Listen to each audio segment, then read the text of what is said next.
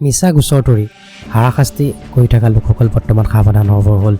নতুন আইন অনুসৰি BNSৰ অনুসৰি মিছা কেছ কৰা লোকসকলক 10 বছৰ পৰ্যন্ত কাৰাবাস আৰু 2 লাখ টকা পৰ্যন্ত জৰিমনা বিহাৰ ব্যৱস্থা কৰা হৈছে। হাই এভৰিৱান, আই এম এডভোকেট কিৰণাথ। আজি আমি এই ভিডিঅ'টোত কথা পাতিব ওলাইছোঁ। যদি আপোনাৰ ওপৰত কোনো লোকে মিছা গোচৰ তৰিছে আৰু আপোনাক হাৰাশাস্তি কৰিছে আৰু শেষত প্ৰমাণ হৈছে যে তেওঁ তৰা গোচৰটো মিছা আছিলে, তেন্তে আপুনি কি কৰিব?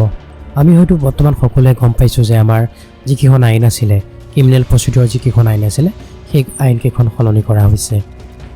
আগতে যিখন আমি IPC হিচাপে গম পাইছিলোঁ, সেইখন বৰ্তমান BNS হিচাপে অভিহিত কৰা হৈছে। ভাৰতীয় ন্যায় সংহিতা 2023 হিচাপে। আগৰ যিখন CRPC আছিলে সেইখন BNSS ভাৰতীয় নাগৰিক সুৰক্ষা সংহিতা 2023 হিচাপে আমাক লাগু কৰিছে। আৰু যিখন এভিডেন্স এক্ট আছিলে সেই এভিডেন্স এক্টখন ভাৰতীয় সাক্ষ্য অধিনিয়ম 2023 হিচাপে লাগু কৰিছে। নতুন আইন অনুসৰি আপোনাৰ ওপৰত যদি কোনোবাই মিছা গোচৰ দায়েৰ কৰে আৰু যদি প্ৰমাণ হয় যে তেওঁ দিয়া গোচৰটো মিছা, তেন্তে তেওঁ সাৰি যাব নোৱাৰিব। নতুন আইন অনুসৰি যদি কোনো ব্যক্তিয়ে আপোনাৰ ওপৰত মিছা গোচৰ দি আপোনাক হাৰাশাস্তি কৰিছে আৰু প্ৰমাণ হৈছে যে তেওঁ দিয়া গোচৰ মিছা, তেন্তে নতুন আইন অনুসৰি তেওঁক শাস্তি বিহাৰৰ ব্যৱস্থা কৰা হৈছে। নতুন আইন প্ৰণয়ন কৰা হৈছে। নতুন আইন অনুসৰি নতুন নতুন ধাৰাও সংযোজন কৰা হৈছে।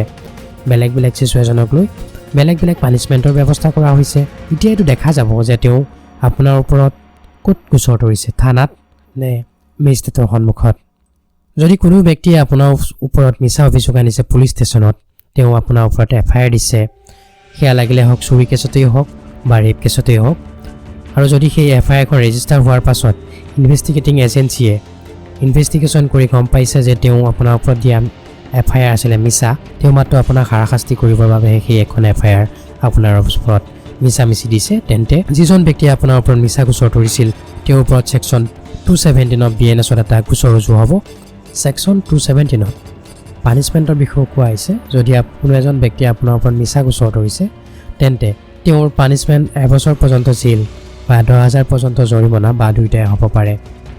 যদি কোনো ব্যক্তিয়ে আপোনাৰ ওপৰত মিছা কেছ কৰি আপোনাক হাৰাশাস্তি কৰিব বিচাৰিছে আৰু যদি ইনভেষ্টিগেশ্যন এজেঞ্চিয়ে গোচৰটো মিছা বুলি প্ৰমাণ কৰিছে, তেন্তে পুলিচে নিজেই সেই মানুহজনৰ ওপৰত নিজাকৈ গোচৰ ৰুজু কৰিব পাৰে বা আপুনি নিজেও ছেকশ্যন 217 BNSত এটা কেছ কৰিব পাৰে। হাইকোৰ্ট বা ছুপ্ৰিম কোৰ্টৰ বহুকেইটা জাজমেণ্টত কোৱা আছে যে যদি আপোনাৰ ওপৰত কোনোবাই মিছা গোচৰ কৰিছে, আপোনাক হাৰাশাস্তি কৰিব চেষ্টা কৰিছে, তেন্তে আপুনি তেওঁৰ ওপৰত কোনো ধৰণৰ দয়া দেখুওৱাৰ প্ৰয়োজন নাই। আপুনি ছেকশ্যন 217 BNSত কেছ ফাইল কৰিব লাগে। যদি পুলিচে নিজেই কেছ নকৰে আৰু আপোনাৰ মন গৈছে যে আপোনাক মিছা গোচৰ তৰা মানুহজনৰ ওপৰত আপুনি এটা কেছ কৰিব, আৰু থানাত যদি সেই মানুহজনৰ ওপৰত আপুনি দিব যোৱা কেছটো পুলিচে ৰেজিষ্টাৰ কৰিব বিচৰা নাই, তেতিয়াহ'লে আপুনি কি কৰিব?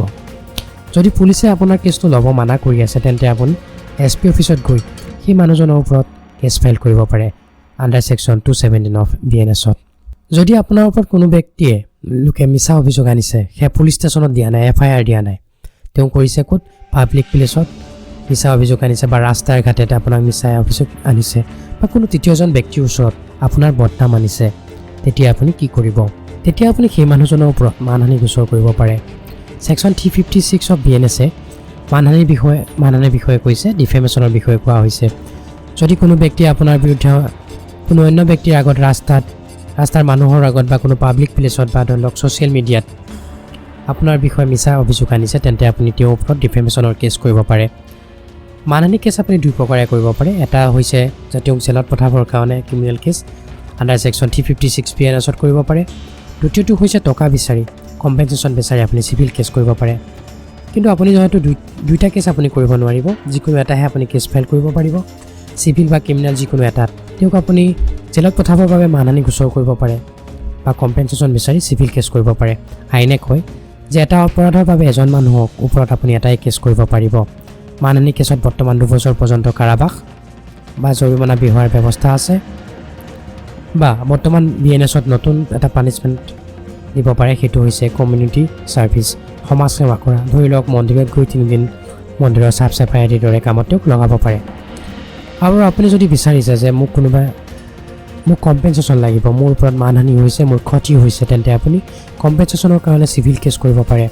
কিন্তু দুইটা কেছ একেলগে কৰিব নোৱাৰিব, কিয়নো এটা অপৰাধৰ বাবে এজন মানুহৰ পৰা আপুনি এটাই কেছ ফাইল কৰিব পাৰিব।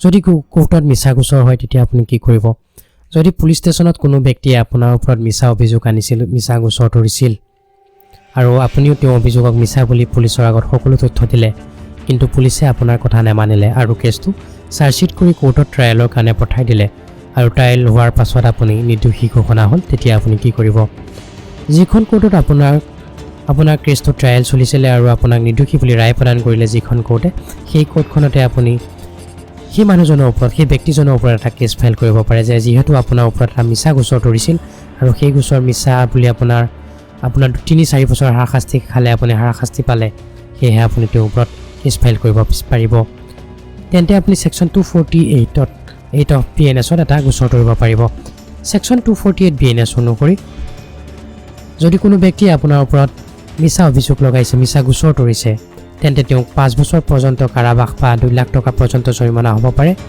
বা দুইটাই হ'ব পাৰে ইমানেই নহয় যদি কেছৰ অভিযোগ আছিলে ডাঙৰ যেনে আপোনাৰ ওপৰত ৰেপ কেছৰ অভিযোগ আনিছিলে বা মাৰ্ডাৰ কেছৰ অভিযোগ আনিছিল বা কিডনেপিঙৰ অভিযোগ আনিছিলে ডাঙৰ যদি অভিযোগ আনিছিলে তেন্তে ট্ৰায়েলৰ পাছত যদি আপুনি নিৰ্দোষী হিচাপে প্ৰমাণ হৈছে তেন্তে আপুনি সেই ব্যক্তিজনক 10 বছৰ পৰ্যন্ত জেল হ'ব পাৰে বা যাৱজ্জীৱন কাৰাদণ্ড হোৱাৰো প্ৰাৱধান আছে যদি আপোনাৰ ওপৰত কোনোবাই মিছা অভিযোগ আনি আপোনাক সামাজিক আৰ্থিক আৰু মানসিকভাৱে হাৰাশাস্তি কৰিব বিচাৰিছে তেন্তে সেই সিচুৱেশ্যনত আপুনি section 217 of BNS section 356 of BNS section 248 of বিএনএছত পৰিস্থিতি ভিত্তিতে আপুনি পৃথক কেছ ফাইল কৰি পেলাই সেই মানুহজনক আপুনি শাস্তি বিহাৰ ব্যৱস্থা কৰিব পাৰে আজিৰ ভিডিঅ'টোত ইমানেই ধন্যবাদ